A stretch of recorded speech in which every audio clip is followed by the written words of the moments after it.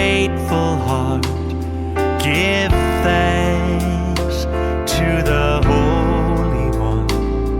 Give thanks because He's given Jesus Christ. Contente ce matin. Et j'espère que vous êtes contente aussi. Gloire à Dieu. Nous allons prier. Papa au ciel, te remercions ce matin. Merci pour ta grâce dans notre vie. Nous allons passer quelque temps dans l'enseignement. Que ton esprit nous dirige. Merci Seigneur, au nom de Jésus-Christ, nous avons ainsi prié. Amen. Amen. Amen les mamans. Notre leçon de ce matin a pour titre la prière qui impacte le monde. La prière qui impacte le monde.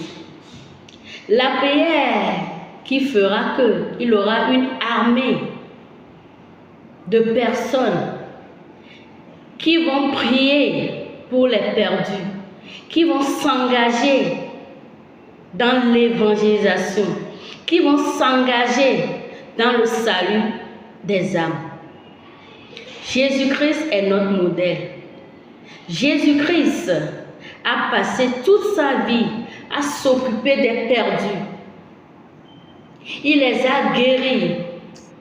Il les a nourris. Nous devons faire comme Jésus. Jésus nous exhorte à prier pour ces gens. Le verset clé de notre étude ou de notre enseignement, c'est dans 1 Timothée 2, verset 1, qui dit, lisons. J'exhorte donc avant toute chose à faire des prières, des supplications, des requêtes, des actions de grâce. Amen. Amen.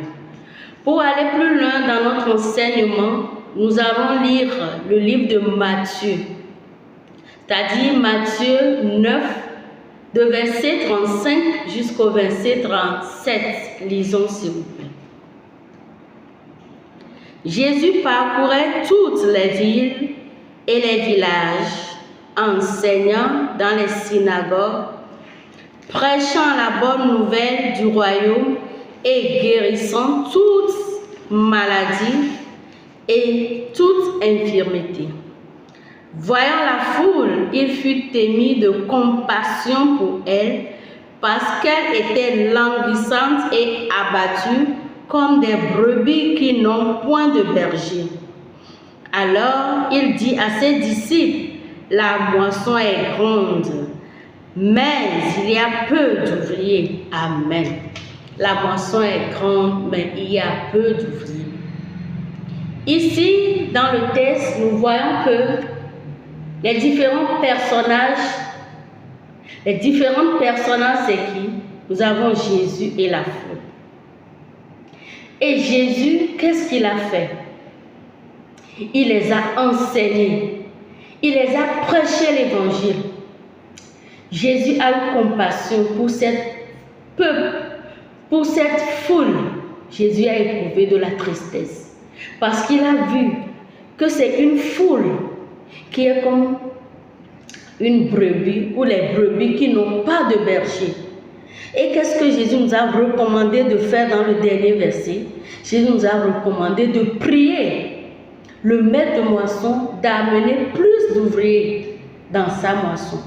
Parce qu'il a vu que ce peuple ou cette foule est sans leader. Jésus nous exhorte à prier pour avoir plus d'ouvriers dans la moisson, pour aller vers ces perdus. Les mamans, je sais que nous faisons ça, mais que Jésus nous aide à le faire plus. Amen.